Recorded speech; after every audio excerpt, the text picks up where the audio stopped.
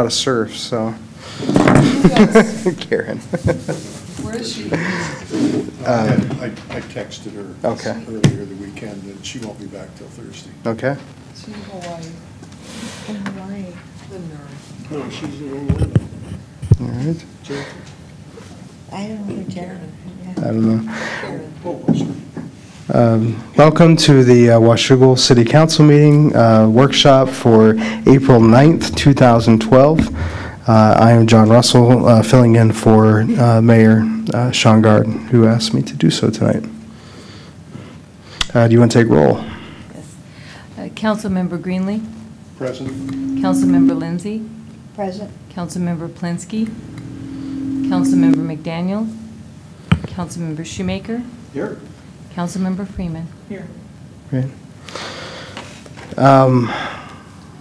We're going to move now to public comment. If there is anyone in the public that would like to make a comment, now would be the time to do so. No, we're good. All right. Seeing no comment, we're going to move on to the first agenda bill discussion, department head reports. The first one is police, to authorize the mayor to sign NetMotion user service contract. I'll just go. Okay, what you have today is we're looking at the contract with Clark County. They provide NetMotion software for the laptops that we have in the car, and that's how we do all of our dispatching.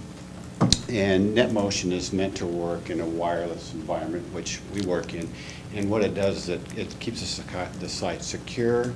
And as you know, with your cell phones, it's no differently. As you move around, there's some places where you lose connectivity and you drop the call. Well, when that happens without NetMotion, the officers have to reboot their computer, and that takes time. So if you're in the middle of a call and the call's coming across and you lose that connectivity, then you've lost all that information. So with this stuff, what NetMotion does is it maintains that connectivity. So when you roam in and out of service areas, it updates the computer with that information. We've been using this, kind of a must-have thing. This has been going on since early 2010. And the way they bill us on this on a quarterly basis, it's $16.32 per device per month. And it's been budgeted for 2012. And also to note that fire uses the same process. So I guess instead of having the fire chief come up here and present this, I would just recommend that we just sign it, the mayor sign for the fire department as well. So, questions? How many devices do we have? The police department utilizes 11. And fire, I believe, has 2, maybe 3 now. But police has 11. Thanks. Any other questions? All right, All right, thank you.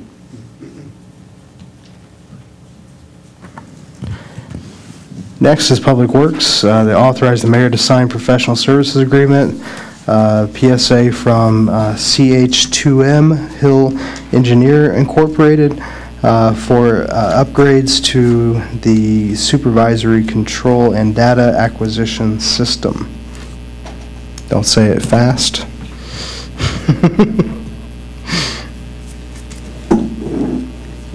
Thank you, Your Honor. Just waiting for presentation to load here.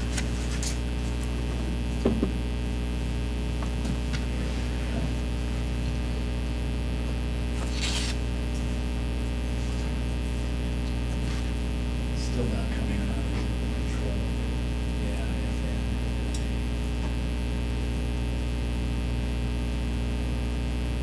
there we go.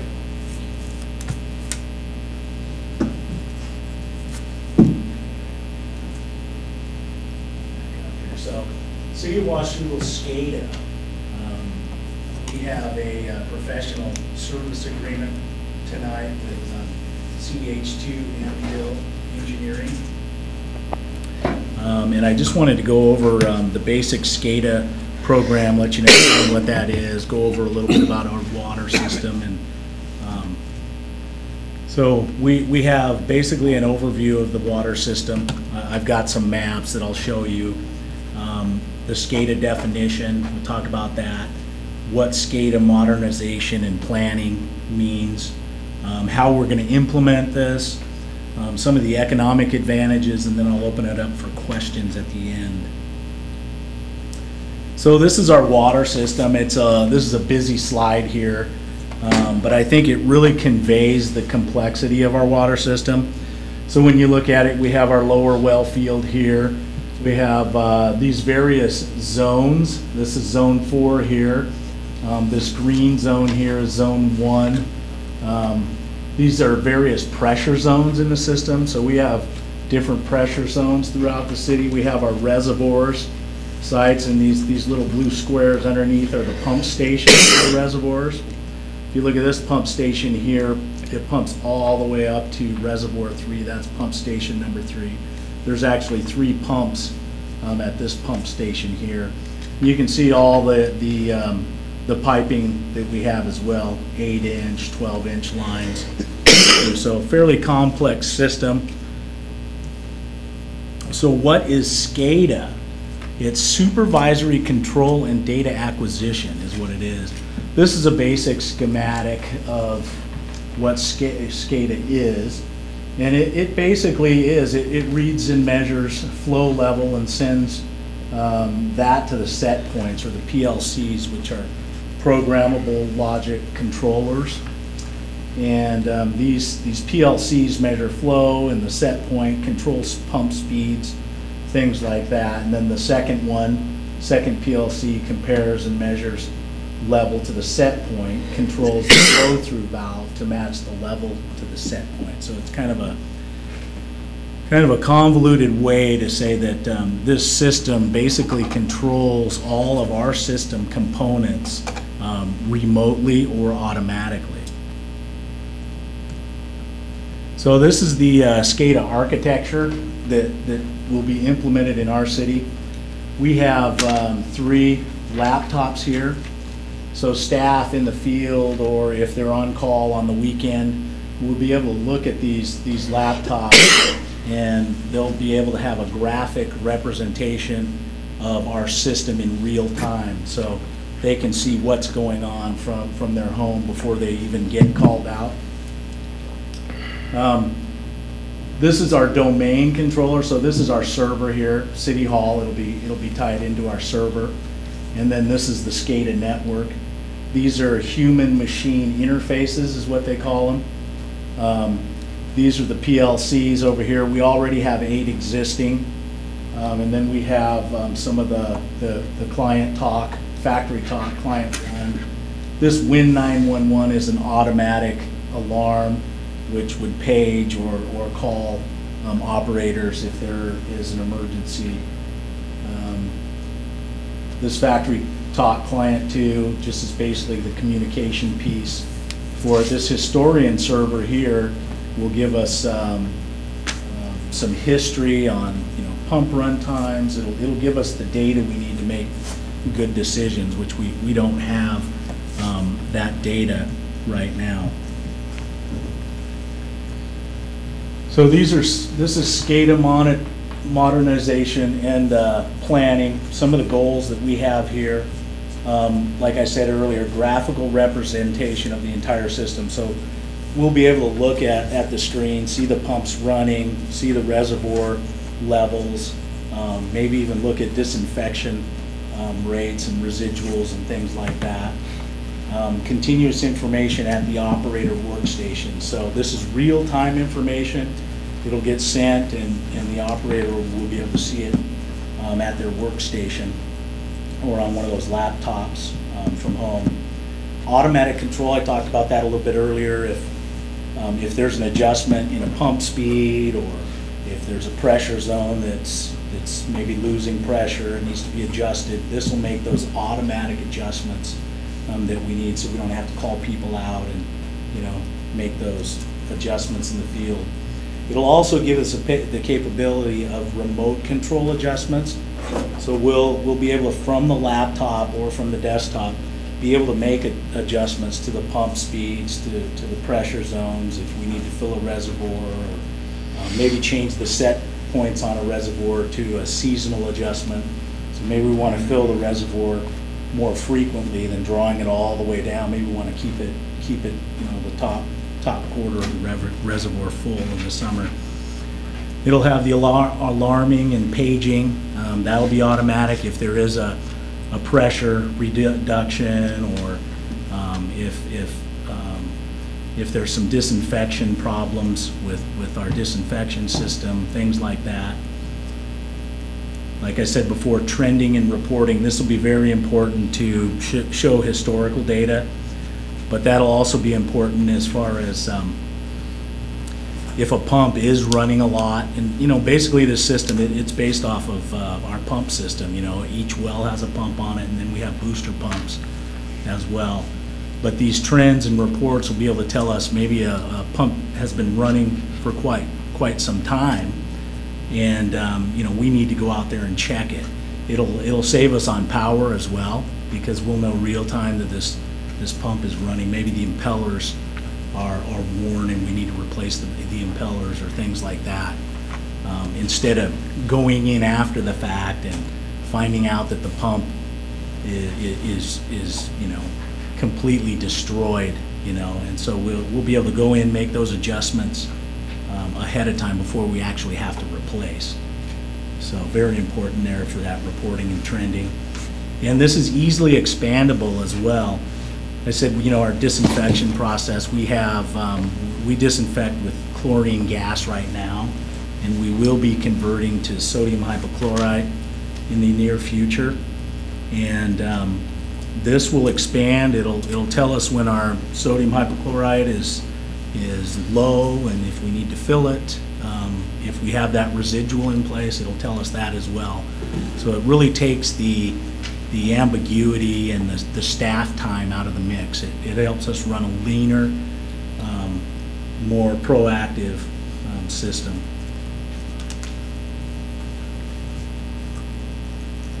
So this is just looking at some of the hardware here. These are the logic controllers, the PLCs.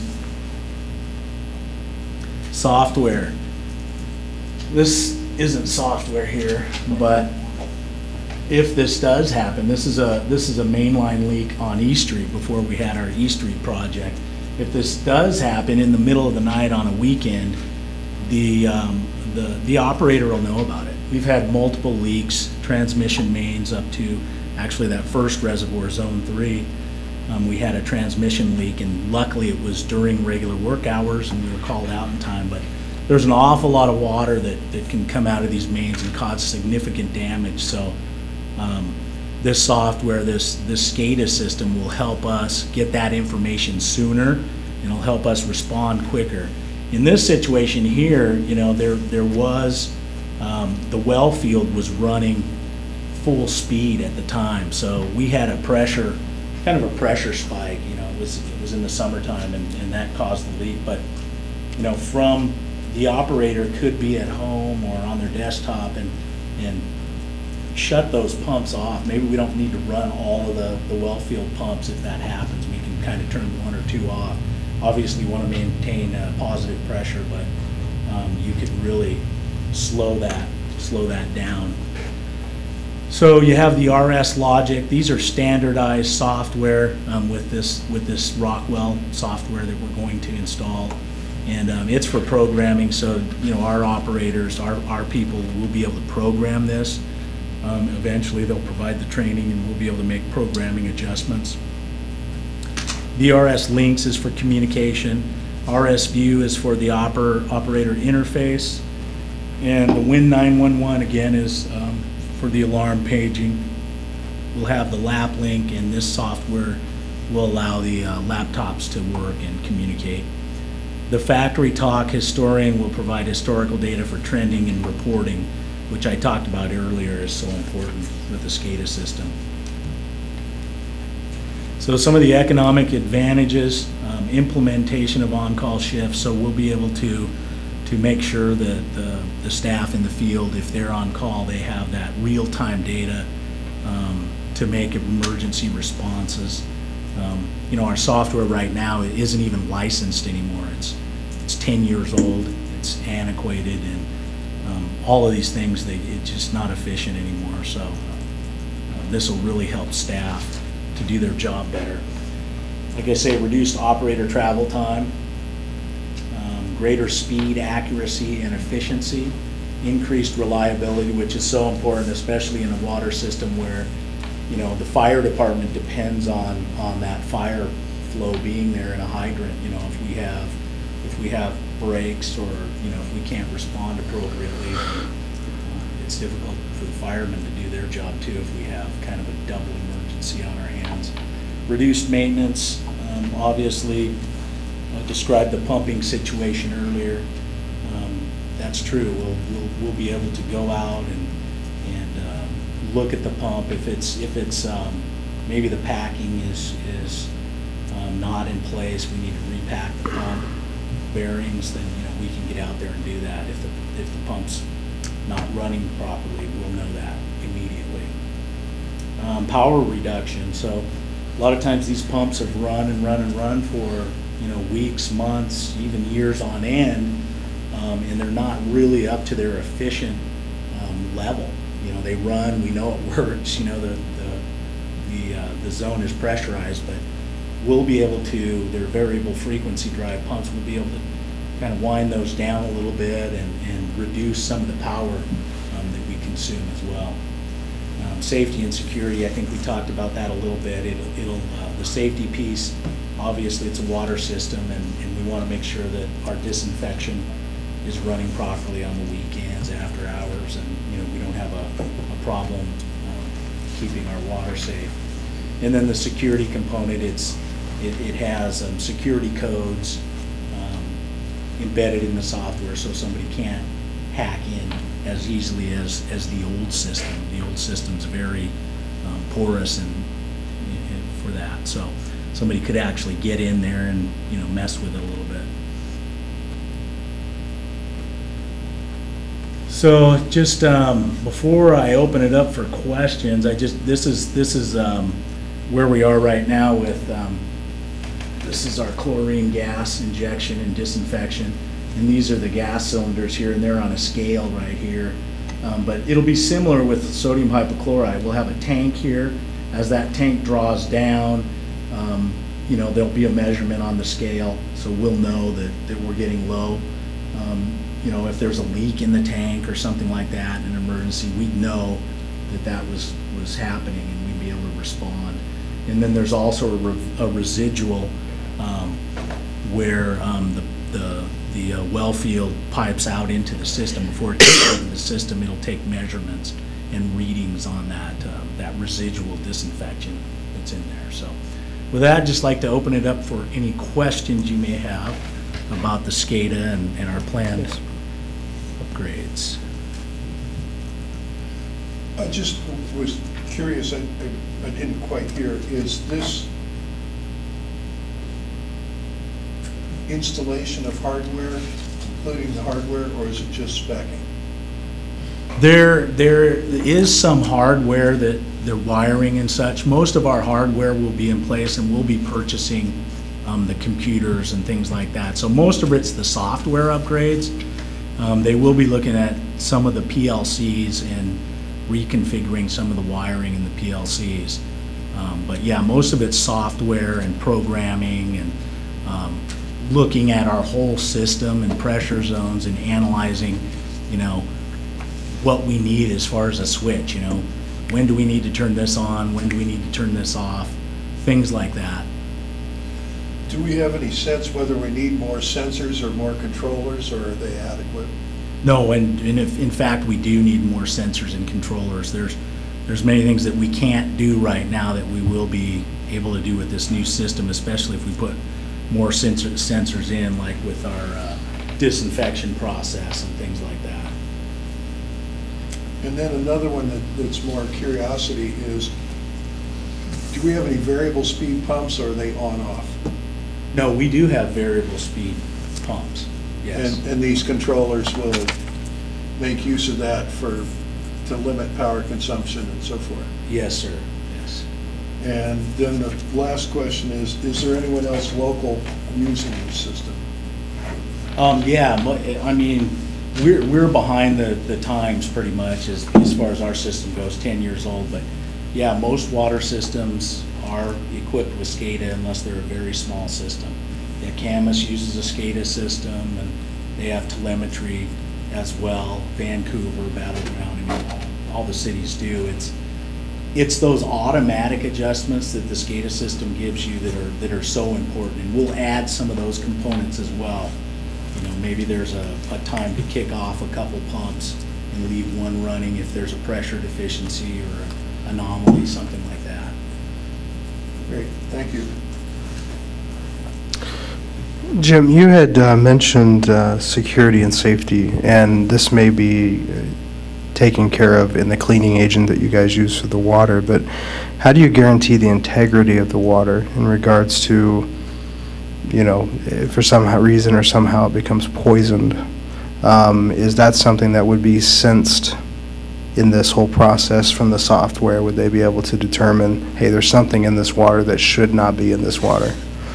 I don't think that this would have the ability to detect, a poison agent. Mm-hmm. There's various things that we do to eliminate that. And, we have well field security, we have fence around the well fields, we have the well heads in an enclosed setting with locked doors, things like that. We have a backflow prevention program so that, if people do have irrigation systems, and standards for homes and everything else. So we do have backflow prevention. It keeps that water from that water on the private side from getting into the domestic water supply. So there are things we do. We don't have open air reservoirs, so we do have wells, and they're aquifers, and very difficult to penetrate, to get into an aquifer. But at least this software, this upgrade, this SCADA upgrade will have all those codes, and it'll be programmable to where people can't hack into it. And we've had concerns with the SCADA that we have in place now that it could be tampered with. So. Okay. The other is, one of the things that I think we have found amusing since we've been on council is the idea that we still, in some places in the city, have had wood pipe up till about 5 years ago. Is there any more concern of any more wood pipe that's out there in the system? And you think we've cleaned house? Yeah, we have what's called unaccounted for water. There's an unaccounted for water rule that Department of Health makes us comply with. So what we sell and what we meter, we can go back and say, hey, we've produced this much water and we've sold this much water, and here's the gap, here's the unaccounted for water. Usually if you have a lot of wood pipe or very old system, you'll have a lot of unaccounted for water. And ours is getting very tight. We've done some good work on some targeted areas, and so we don't have a leaky system like some of them do. So we're lucky from that standpoint. Yeah. Now, again, I'm not an engineer, so I may be talking out ignorance here. The pump systems, or the pumps that we have in place right now, how much do we use gravity in regards to pushing that water out? Do all of our pumps use gravity to feed and to push out, or do we have some where we're actually pushing water up a hill to get it to where we need? And is there any plans long-term to address that, to make sure that maybe more of our future pumps are pushing down and rather than up? Right, and that's really what Zone 4 reservoir was all about, and then the W Street water line to feed that east side of town. So we pump the water up through the standpoint up there off of Lear Road, get it through there. It's hydraulically linked to Zone 4 reservoir where we needed that 1.2 million gallons. So we have it up there, and then that gravity feeds down. Okay. So we pump it up, and when we store it, and then when we need it, it's there, we can utilize it. Okay. Thank you very much. Councilwoman Freeman. Let me turn my mic on, it starts buzzing, so. I could talk really loud. If your cell phone's too close, sometimes it Nope, Still doing it. Be back. that is much better. Thank you, Rose. Okay. I too feel very inept in this process. So you're saying the expenditure here is for the software and for the training. It's not so much hardware. Is it a one-time expense then? And Yeah, when it will be. And I'm sorry. that, and over the years, it will, just like all computer software, go by the wayside. What about all of the other upgrades that are going to be required? It's not coming out of this figure? You're saying there are other things in order for this to function, this new program to function. Sensors and so forth. We have to upgrade other things. It doesn't come out of this figure then? Is that figure already budgeted? Well, there will be things that we add in the future, and this system will provide us the ability to program it. So if we do change to sodium hypochlorite versus chlorine gas at the well field, we'll have to add those sensors at a later date. Okay. And put those in. It's just like with anything else, you know, things become obsolete so fast anymore, and this is no exception. I think, you know, the software that we have that's 10 years old and the amount of problems and false alarms and reading, it's dangerous to have in a water system. So we just have to keep updated and make sure that the reliability's there. Like I say, the reliability is the big piece. What's the life expectancy of this? I would say a good 10 years. So that's my hope. Yeah.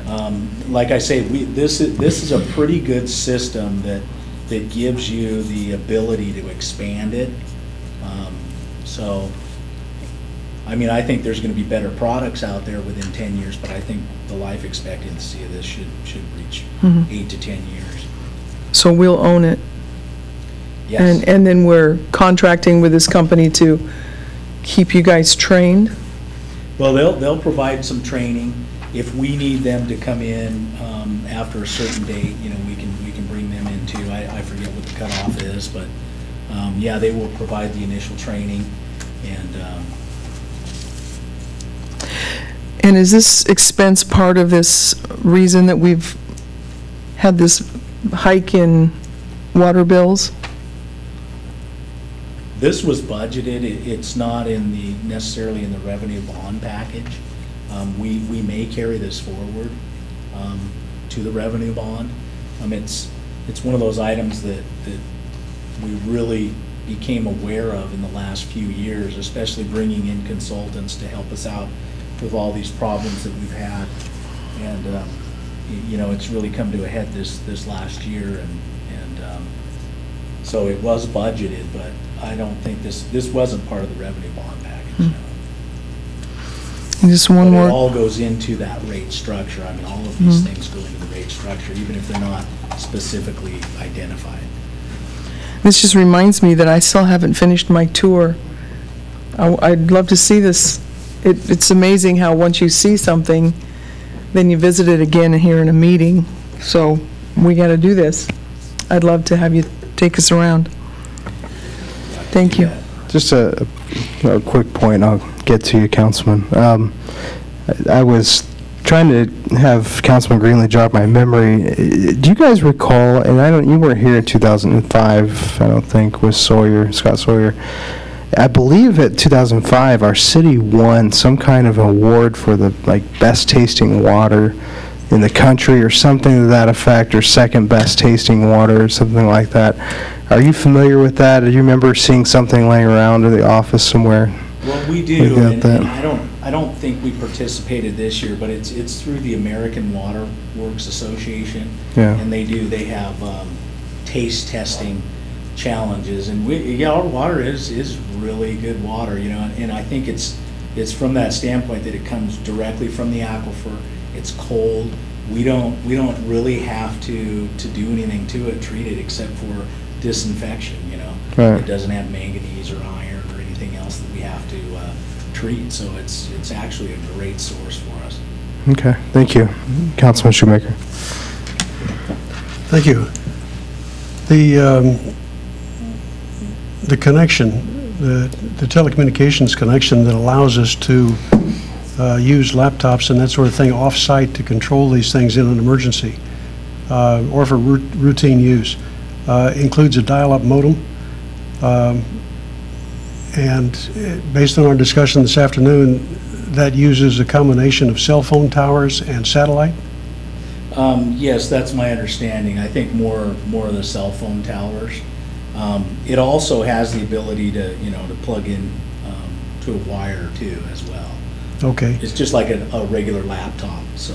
So we won't be sending these laptops for control home with anybody that doesn't have the capability to connect? That's right. Okay. Our operators are all certified by the state, and they can't be on that on-call list until they have the proper certifications. So they will be trained, I know they'll be trained. I know you'll do a good job on that. My concern is the telecommunications connection. I just want to make sure they've got that. well, they should have it at home. They should be able to, plug in as well. If they don't have it at home, they'll still receive the pages, and they'll still be able to respond. If they live, I don't know, I think there are a few guys that live pretty far out, so they'll still receive the pages and be able to come in automatically. There'll be that automatic paging system. It would be beneficial to have the laptop at home to make sure that it's not just a battery that's non-operational, because we don't have, say, power at Reservoir 3, and if there's no power there, the pumps can't communicate with that reservoir, so. Yeah. And my concern is raised by the fact that I live in one of those cell phone dead zones. Me too. Yeah. So it's something of an issue. There are solutions to that if that becomes an issue. And I'd be glad to tell you how I solve that issue, sort of. Okay. Sort of. And we Change definitely will providers. coordinate with IT if people Yeah. are having problems. But like I say, they can plug in, they can either go wireless or use an internet connection as well. Okay, A good. wired connection. Thank you very much. If there are not any more questions, I'd like to move on to the next item. Thank you very much. Oh, my pleasure. This is a very good presentation. Next is to adopt the resolution talking about E-Verify updates. I'm sorry, I skipped one. Authorize the mayor to sign a supplemental professional services agreement, number 1, from OTAC Incorporated for MPDES Phase 2 permit compliance. Yes, thank you, Your Honor. Yes, this is a continuation with OTAC Engineering, and this is a supplemental PSA to extend our contract with them, and then also to add some tasks. I can just kind of go through these. Task 8 is a revised G20 notification. So this is a non-compliant notification that we will send to Ecology, and this will give us more time to basically get into compliance. And a few things that, for one example that I'd like to give you is this permit. We think we're in compliance with the permit at times, and then other times we're told by the staff at Ecology that we're not. And one good example of that is our stormwater training that's required for staff. We actually had staff go through this certified erosion sediment control certification training, and it is a certification through the state, and we thought that would comply with the requirements, but it was not so. So we had a non-compliant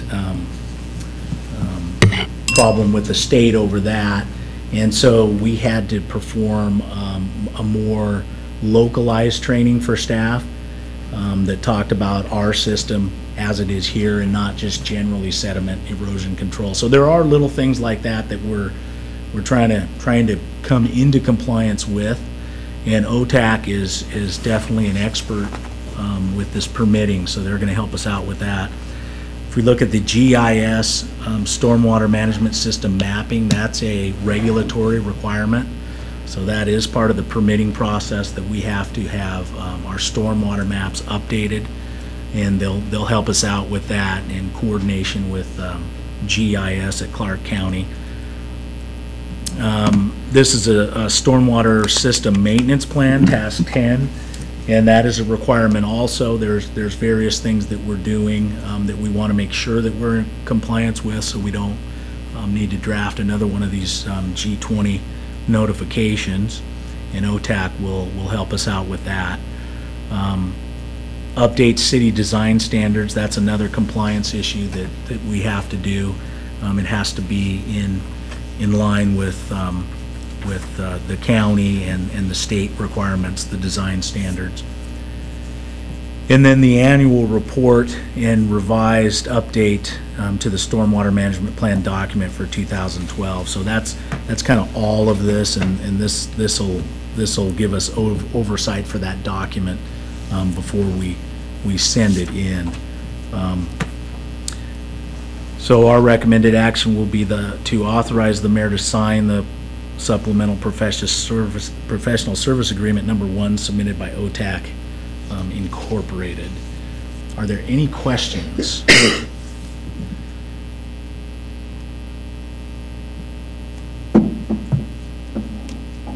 Nope.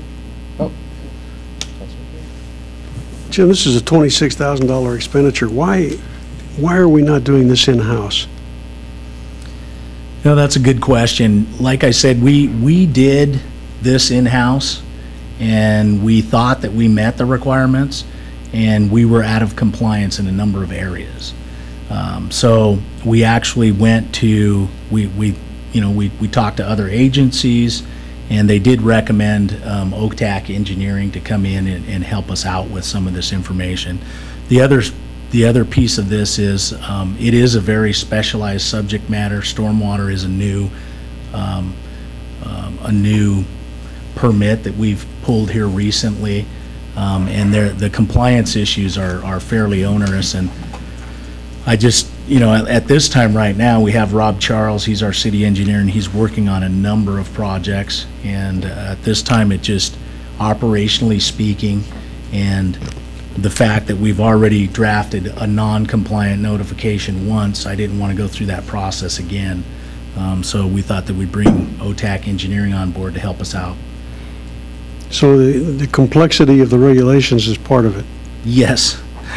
Yeah, I was a Okay. little long-winded there, I apologize, but yes, complexity of the regulations and staffing as well, our staffing levels. It's difficult to dedicate one person to this.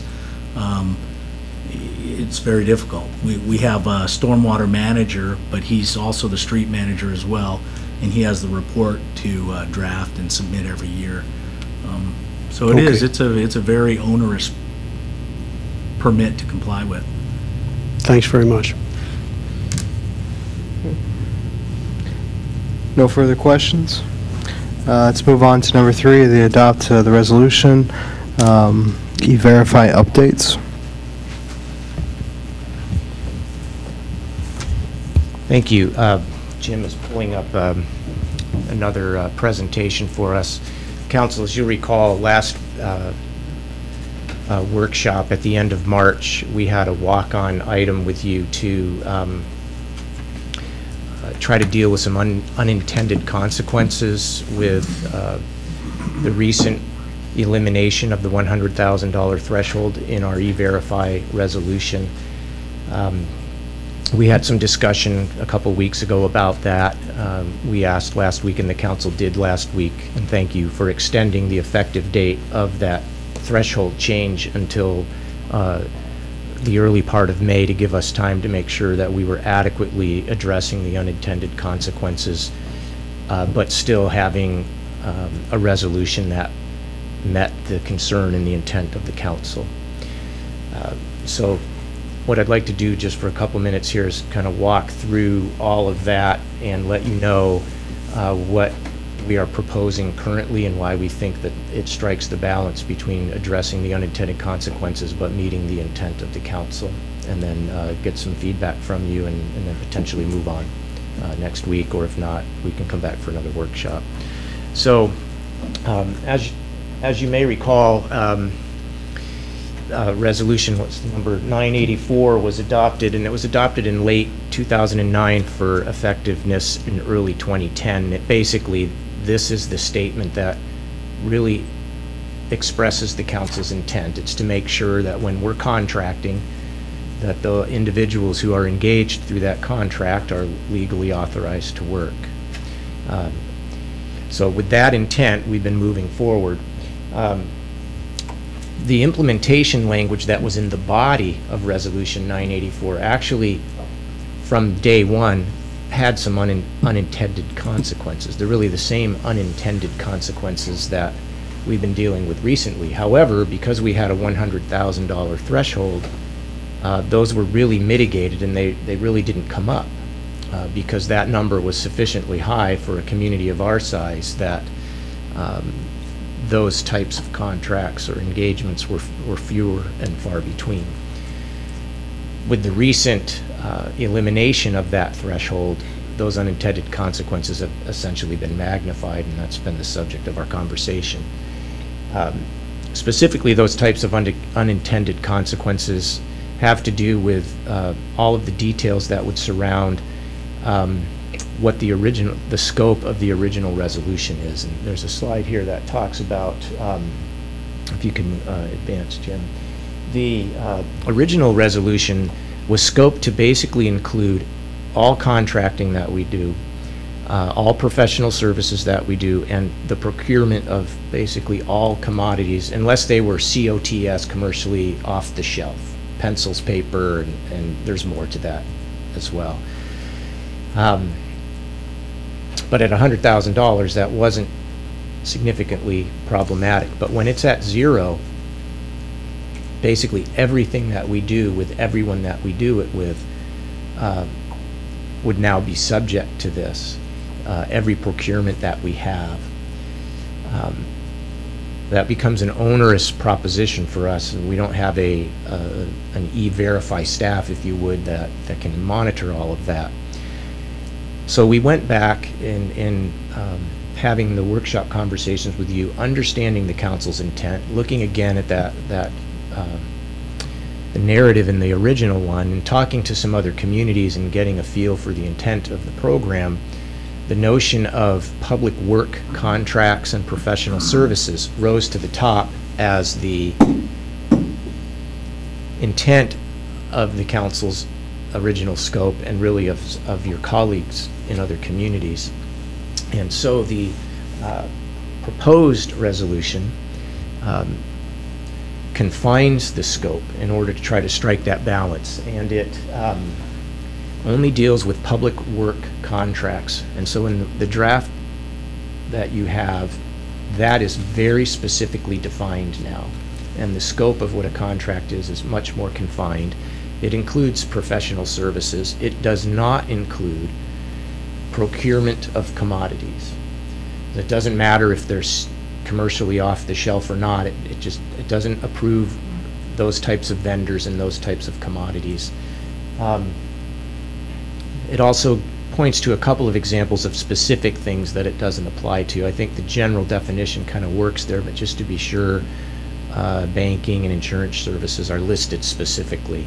But the way we're approaching it is, instead of listing things it doesn't apply to, we're confining what it does apply to, because you'd always miss something if you tried to list what it doesn't apply to.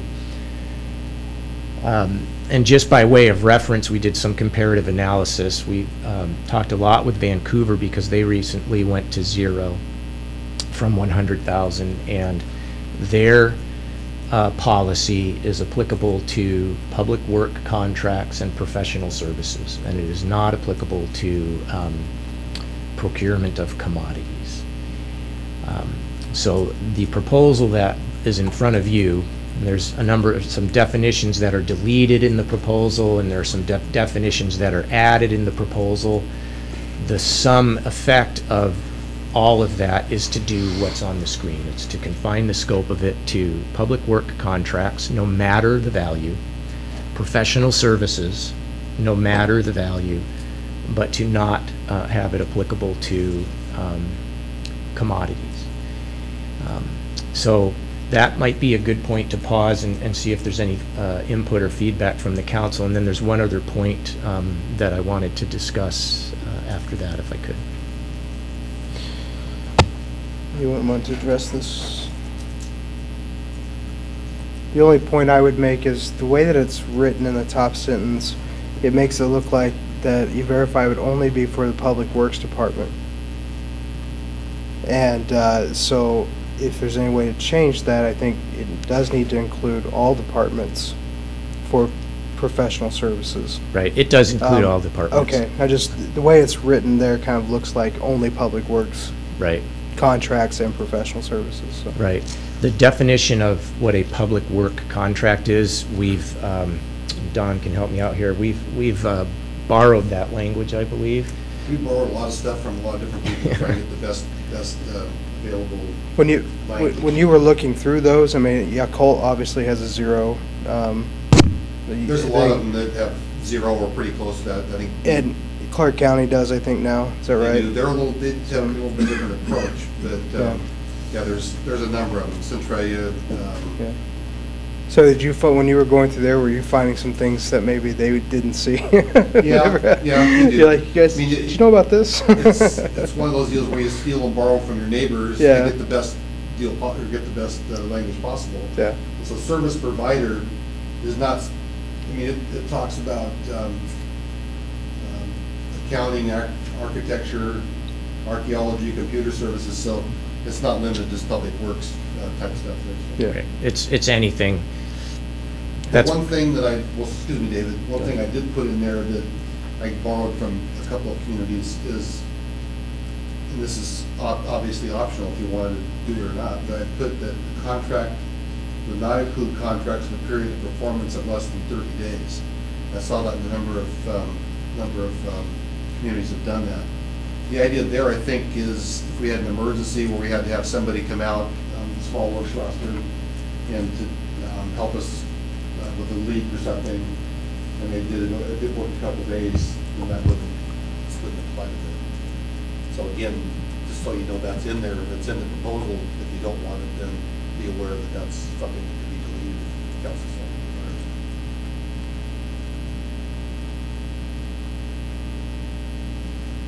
Okay.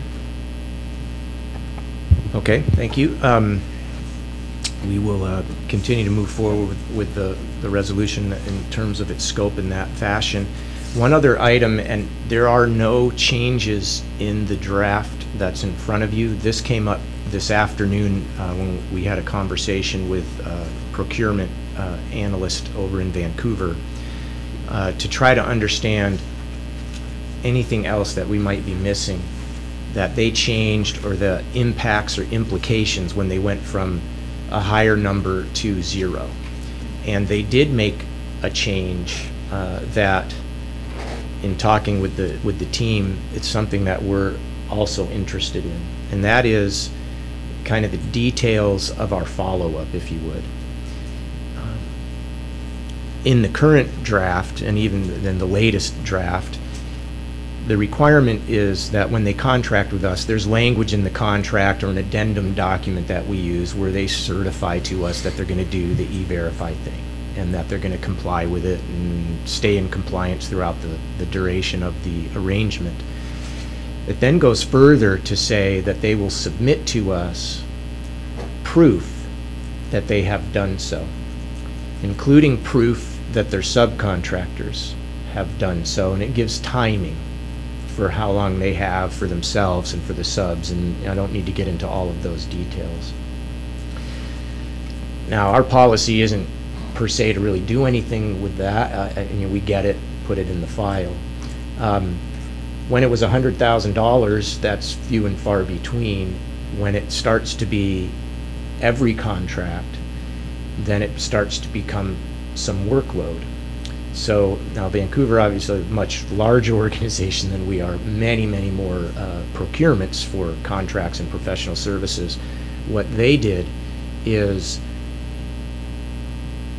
make it sort of a self-policing thing, I guess is the best way to say it. They still require the certification from whomever they're contracting with or obtaining professional services from, that they sign attesting that they are participatory in E-Verify, that they will be participatory, that any subs that they have will be participatory, but they no longer require that the proof be submitted because simply they do not have the resources to do anything with that and to make sure.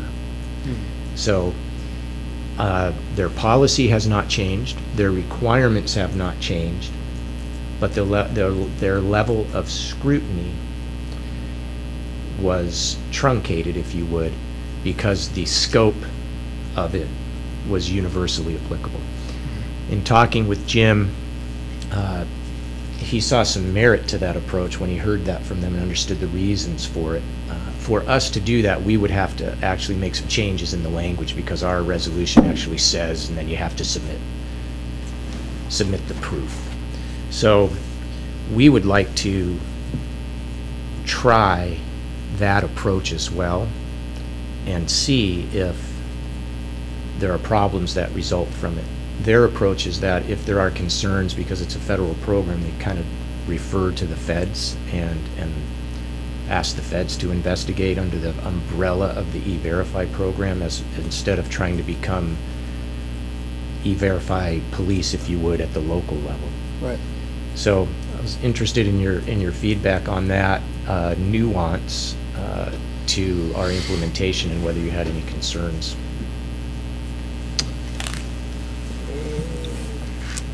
Councilwoman. Well, it's like a law that you never enforce, isn't it? Then if that's the 100%. Is there any reason we couldn't do something like a spot check? An audit? Yeah, spot check audit. I mean, I'm a mother and I know what it was like when I had the chore chart and when I didn't check the chore chart, you know what I mean?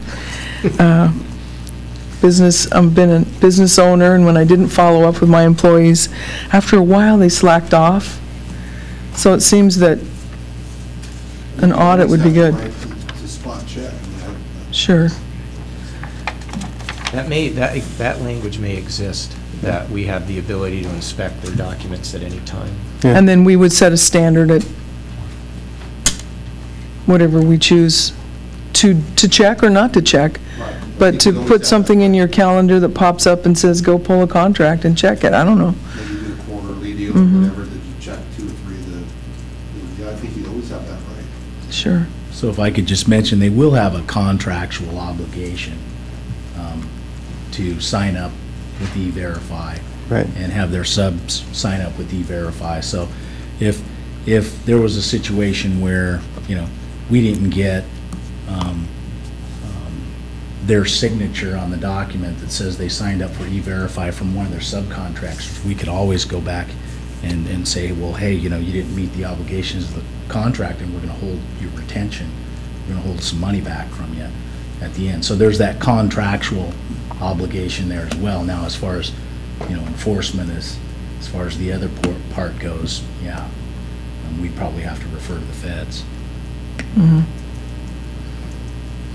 Yeah, I think even just writing in there, just the threat of a spot check, you know, that, hey, you know, while we're not requiring you to fork over all this onerous information or what have you, there is the possibility that upon a complaint or upon something else that we may ask you for these documents, so you better be ready.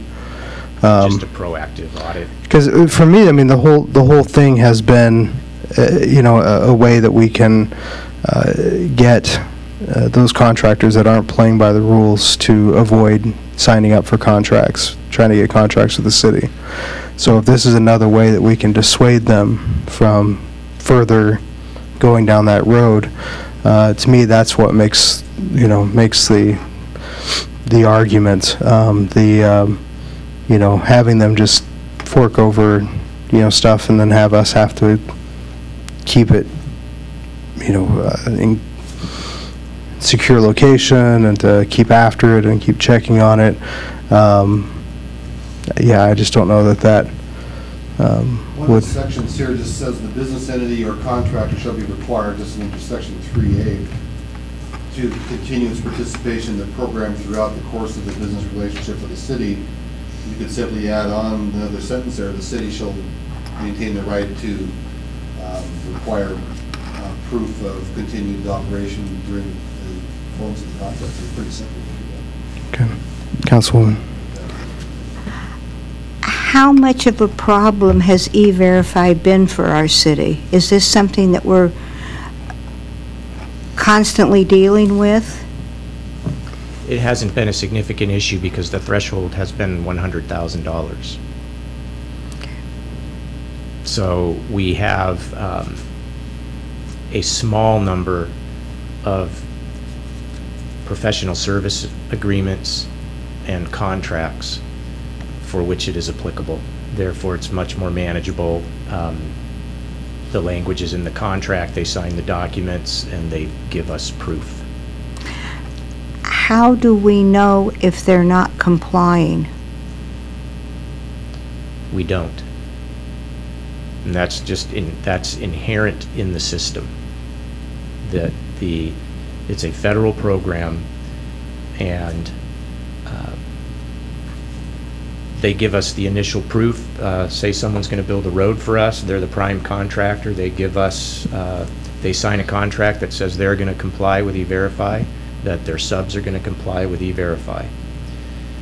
Then they have a certain amount of time to give us the copies of the documents that prove that they are in E-Verify and that their subs are in E-Verify. The moment after they sign the contract, the moment after they give us the MOU that they do with the federal government, and at any moment, at any time, employees come and go from these companies, and we don't have a way to monitor the comings and goings of all of their employees. That's why our policy says, and the contract says, that you will, and it puts the burden on them contractually, but we have no way to monitor, short of employing a number of staff to do that, where we would be, requiring a weekly update and, or checking identification on job site. I mean, it would be very, very onerous. Does Homeland Security, does somebody monitor them to make sure that they're in compliance? Probably immigration, but I'm not aware. There are a number of FAQs on the website and websites that spin off of the E-Verify program. We could take a look in there to see what they do with it. I think it's more along the lines of what Councilman Russell was alluding to, where the programmatic complexity that the contractors would have to go to get signed up and to do all of that, and the fact that they're contractually obligating themselves to comply with it, would serve as a pretty good filter, not a perfect filter, but a pretty good filter to ensure that our intent that our public resources be expended for those that are legally authorized to work is happening. What is the punishment if they don't comply, and who does that? In terms of the contractor, if a contractor violates their contract with us, it's like any other violation of a contract. And there's any number of things that could be a violation of the contract. But if they were to not meet this particular provision, they would be given the opportunity to come into compliance. Okay. But ultimately, in contract law, you don't get paid if you're not in compliance with the contract, and then you can get into disputes. So it would be, suspend is there too. We could terminate the contract. So it would be us, and we wouldn't be enforcing E-Verify, if you would. We would be enforcing our rights as a party to the contract. Okay. Thank you. You're welcome. And to answer your question, who oversees it, it's the U.S. Citizenship and Immigration Services. The U.S. Citizenship and Immigration Services, the ones who oversee E-Verify. Just a quick comment, Don, and I don't write ordinances, so it's outside of my area of expertise, but it struck me that, given my limited knowledge, if I were writing this, public work and public works would be capitalized words.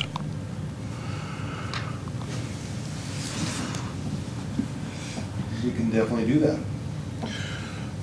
You're the expert, not me. No, I think you've got a good point there. That's a term of art there. We can do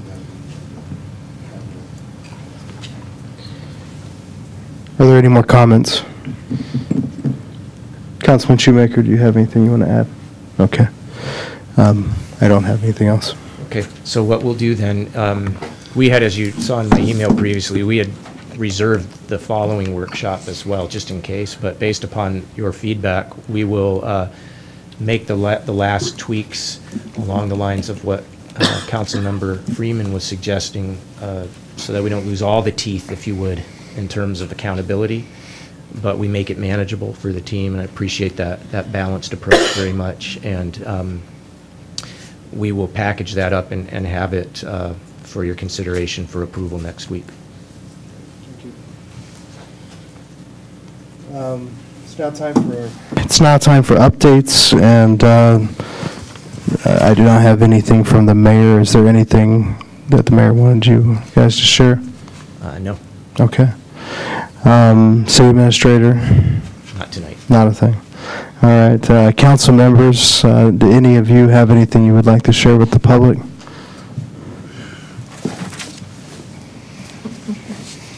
The Parks Board meeting. The Parks Board meeting met this week, and there is an issue at Hamlock Park. There is a leash law in the park and a clean up after your dog that is not able to be enforced. The park is a mess because people are letting their dogs out and to run and not be cleaned up afterward. And they would like to consider making it a no-dog park, because then if there's a dog in the park, it can be picked up.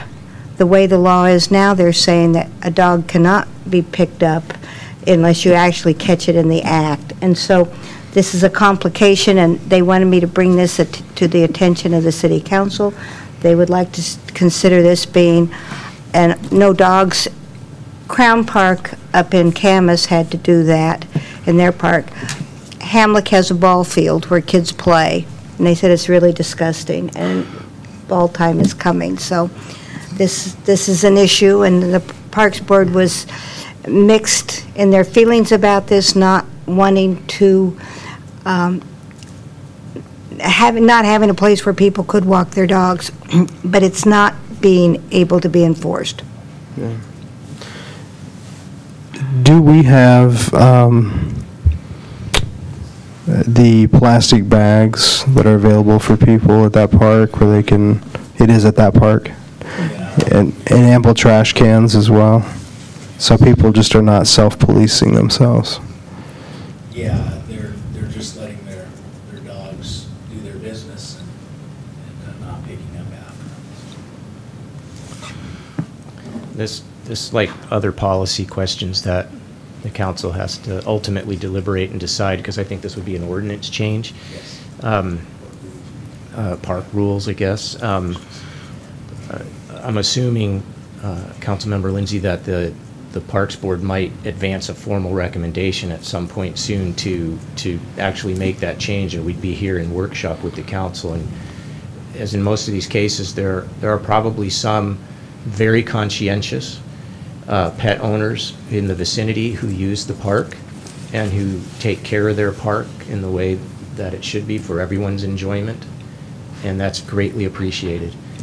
But there's enough community members who aren't doing that, and it kind of spoils it, I guess, if you would, and requires us to think about taking this type of action. So it wouldn't be without opposition. There will be some folks that will have concerns. Is this considered littering? what kind of waste classification would you be able to give it to make it illegal if you were going to try to fine it? We can ticket for I littering. mean, I don't want to waste your time, but There's a couple of dogs aren't on the leash. That's one issue right there. And then I believe there's also, they could be cited for not picking up after their dog. So you have There's things we can do. two things. and you'll be running, well, I don't know if you know how to Brock, you'll be running bicycles down there this summer, or no? It just depends. You might not, okay. So, what I can do is this, I don't know if there's a particular time of day when there's more of an issue, but, I can ask animal control to kind of step it up a little bit and just see what they can do as far as a little more enforcement. Okay. Okay, But certainly, it sounds like there's two issues going on. thank you. Thank you. Just a suggestion that if we're seriously considering this, that we should put up a sign down there that says, essentially, this is a problem, and don't let the few ruin it for the many. If you see somebody doing this, get on their case, so that those people who will be up in arms, if we do actually prohibit dogs in the park, have had an opportunity to encourage their neighbors to take care of the problem before we have to. And I would agree with that. I would really hate to rush in there and make a decision to ban dogs in that park, like you said, because there are those who are responsible. And it just seems that maybe what needs to happen is a flashlight needs to be turned on the park and see how it improves or doesn't improve at that point. And then the other thing I would observe is that Hamlet Park, of all of the parks in the city, is the closest one to the dog park.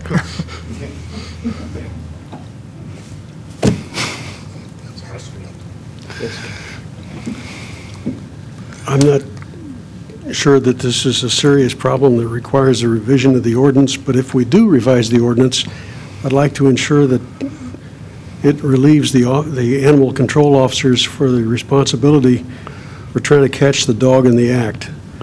I think that's a little much to require of our officers.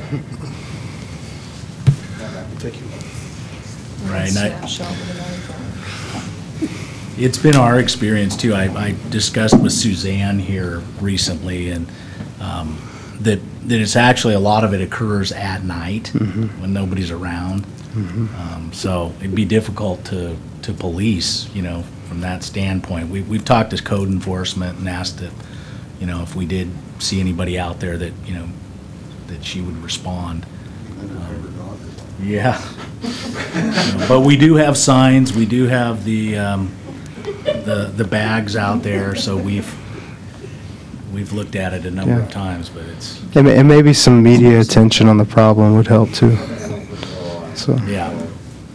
10 in the evening on 3 nights out of the week, so. There you go. I'll just talk to Brian and see if people out there.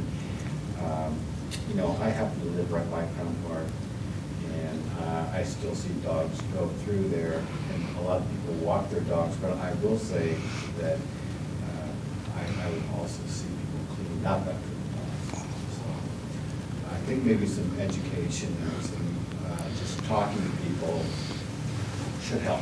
Yeah. So we can work on it. Yeah. Yes, sir. Hopefully on a lighter note, I want to remind everyone that not this week, but next week on Friday is the port cleanup as part of Earth Day celebration. Earth Day is actually Sunday, but on Friday afternoon, beginning at 3:30, there will be a bunch of us who help out picking up litter along the dike and at Captain Clark Park, assuming, of course, that the beach is above water. That's this Sunday? No, it's a week from this Friday. Are there any more comments from council? It's the 20th of April. Yes. Councilman Shoemaker. A question, if I might. Dave, can you tell me, are there any meetings being planned on, with WashDOT about the effect on the crossing out here? Yes. We are working with WashDOT to try to do something similar to what we did with East Street, get a meeting. It's been a while since that happened, where all the business owners were together with the staff from WashDOT, our staff, maybe some Camas staff, and maybe Dave from the port, just since they're an agency there as well, so that really it's so that the project managers, the WashDOT folks, can engage with the business owners. We can facilitate a meeting and we can put them together, but that's what we can do. So we are working on that. I did see an email recently. I think one of the business owners was just checking in on the status here earlier today. Yes. And we are working on to put that together. Could you add the council to the distribution on that? So that to make you aware of that? Please. Okay.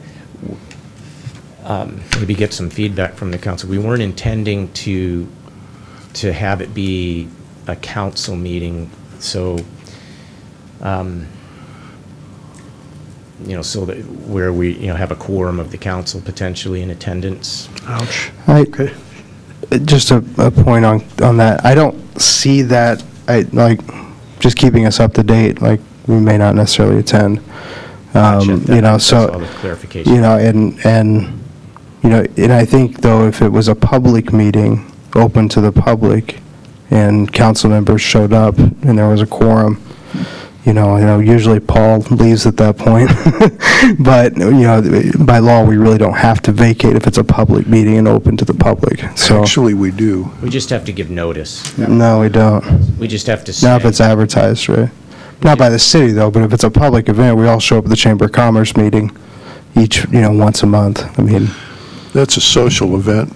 Right. Even for a social event, we have to, the notice burden is significantly less, but we do have to give some notice. But we say that it's a social event in that case particularly, and that there's no city business to be discussed. Right. If we are aware that a quorum of the council will be in attendance at a meeting, even if it's someone else's meeting, if you would, we do have some notification requirements under the open. Right, if you're aware of it, right. Right. Okay. So I appreciate the clarification, Councilman, and we'll keep you informed of what we're doing so that you're aware we're being responsive, because I know you want to make sure that we're being responsive to our constituents and that we're doing what we can. Appreciate your help.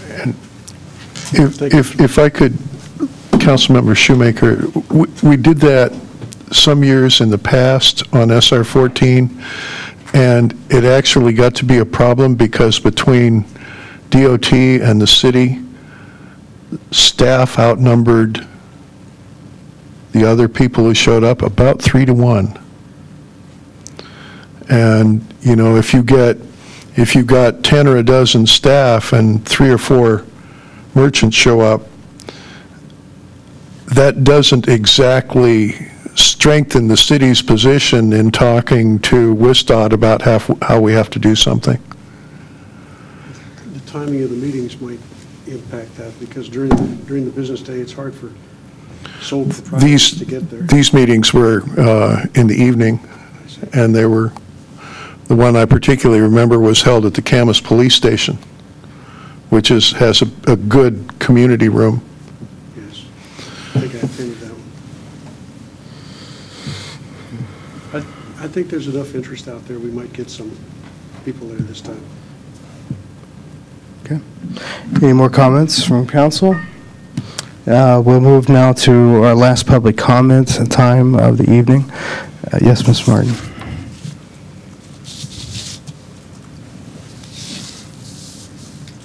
I actually like the mood lighting before, but I was that's gonna say okay. the lights must be on that wall. Just, Martha Martin Washul, just noticing there has been a change of order on the agenda. The public comments is now after. Was that a purposeful change? I think that was, usually it's not that way, but I think that it's that way just because that by accident, I don't know. An accidental change? I guess. Workshops are less informal. Sure. Yeah. I was just going to say it would be nice to have it a permanent change if it would be. It's a wonderful spot for public comment, I think, at the very end after we get to hear what you all get to say. So that's just an aside. I wanted to say something about a terminology that came up at your last meeting that I walked away from the meeting a little confused, so I did what any responsible person should do, some research. I think that's an important thing, to do research, to find out and clarify. And the term was, I think someone said something about pre-colonial water quality or something like that, and I was a little confused. So I went home and Googled, thank goodness for Google, new word in our vocabulary forever now. And I think the term is pre-European settlement flow rate. Isn't that correct? Sure. Do I have it right? Okay. And I just wanted to make sure, because I want to understand it. It's pretty complex, by the way, and I'm still not done doing the research. It's like, whoa. Okay. So here's what I learned. I learned it has to do with the rate the water flows through the environment, the land, through trees, through infrastructure, over concrete, you name it. It's the rate the water flows, and ultimately it affects, I mean, the outcome is that it affects what's left over in the water, or the water quality, but it's the rate the water flows. And I thought, well, this is an interesting term, pre-European settlement. And I just wanted to let you know that I also ran across another interesting statistic, and that is that 40% of the development in Clark County occurred after 1983. I was shocked by that. I thought, wow. So that made sense to me, because as a kid, I grew up here in Washougal when there were 1,500 people. That was probably pretty European, or close to it, right?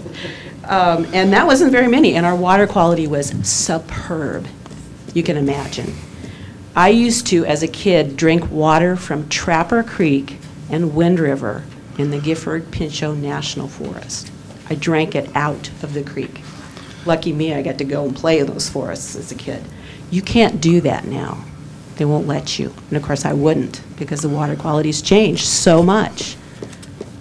And not that I'm that young, we're talking about 40 years, but still, that's, you know, in the grand scheme of things, that's pretty long, not a long time.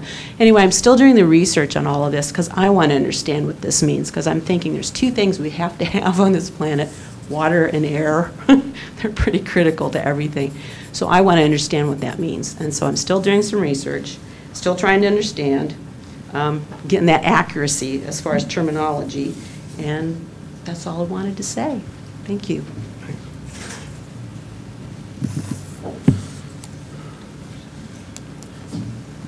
Any other? Seeing no further public comments, the meeting is adjourned.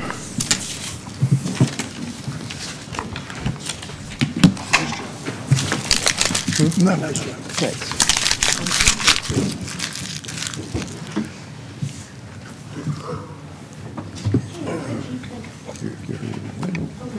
Why don't we do this in here? So. Good job, Mayor Pro Tem. Thank you.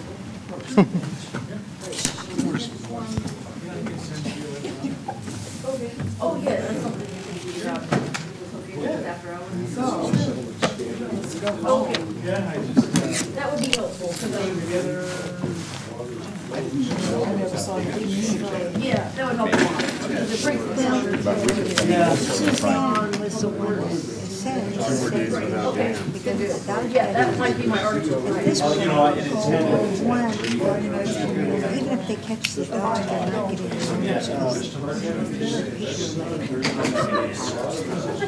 It's happening, and so she said they're just having it kind of way really good, keeping horses in the park is just getting, particularly not rain, and kids play well. So Control and data acquisition system. I just sent an email to Brian. okay, see if we can. So I don't forget about it. Maybe the sign Where's everybody? Nobody decided to come tonight. They were responsible. And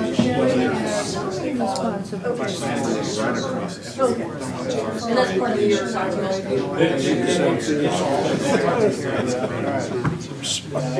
No, who's going? I can also go there.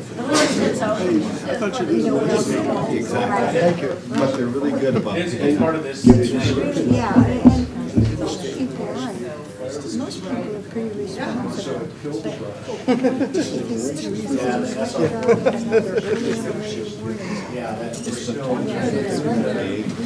Always true, isn't it? Thank you. I'll tell them that you're about it. Thank you very much. Well, based on my interpretation.